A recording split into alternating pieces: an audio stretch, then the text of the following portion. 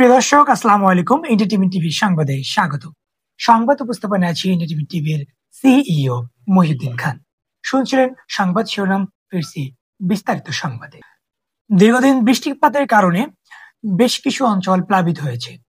কথা হচ্ছিল সাতক্ষীরার কিছু নিম্ন অঞ্চল প্লাবিত হয়ে লাখ লাখ মানুষ পানিবদ্ধ। সাতক্ষীরার সর্বশেষ পরিস্থিতি সম্পর্কে জানতে আমাদের সাথে যুক্ত হচ্ছেন আমাদের সহকর্মী সাব্বুল মোড়ল। সাব্বুল, আপনি শুনতে পাচ্ছেন আমাকে? সাব্বুল, আপনি শুনতে পাচ্ছেন আমাকে? শুনতে পাচ্ছি। জি, ধন্যবাদ মহিউদ্দিন আপনাকে। সাতক্ষীরা থেকে যে আপডেটটা আমার কাছে আছে এই মুহূর্তে আপনারা দেখতে পাচ্ছেন, সাতক্ষীরার বেশ কিছু অঞ্চল প্লাবিত হয়েছে দীর্ঘ বৃষ্টিপাতের কারণে। সাতক্ষীরার সর্বশেষ বৃষ্টিপাতের যে রেকর্ড করা হয়েছে সেটা হচ্ছে 1500 মিলিমিটার বৃষ্টিপাতের রেকর্ড করা হয়েছে। আপনি দেখতে পাচ্ছেন মহিউদ্দিন, আপনি দেখতে পাচ্ছেন, আমাদের পাশেই দেখতে পাচ্ছেন সাতক্ষীরার বেশ কিছু অঞ্চল প্লাবিত হয়েছে। বিশেষ করে আশাশুনি, তালা এবং সাতক্ষীরা সদরের বেশ কিছু অঞ্চল প্লাবিত হয়েছে।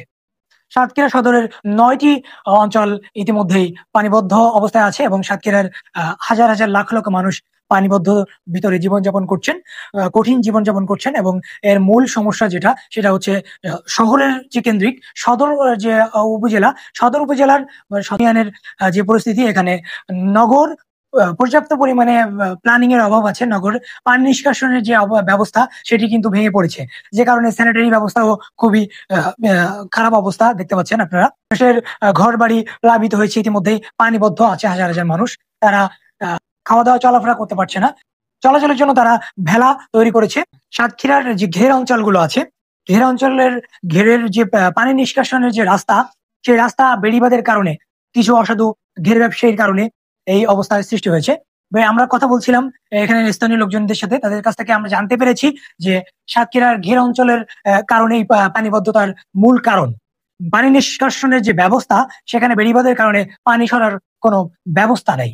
সাতক্ষীরার জনগণ দৃঢ়ভাবে প্রশাসনের কাছে দাবি জানিয়েছেন যে তারা যে দ্রুততার সহিত এই পানি নিষ্কাশনের থেকে মুক্তি পান এবং ভবিষ্যতে যাতে এই ধরনের পরিস্থিতি সৃষ্টি না হয়।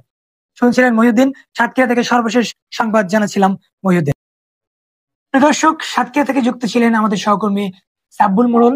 তিনি সাতক্ষীরার সর্বশেষ পরিস্থিতি সম্পর্কে আমাদেরকে বলছিলেন।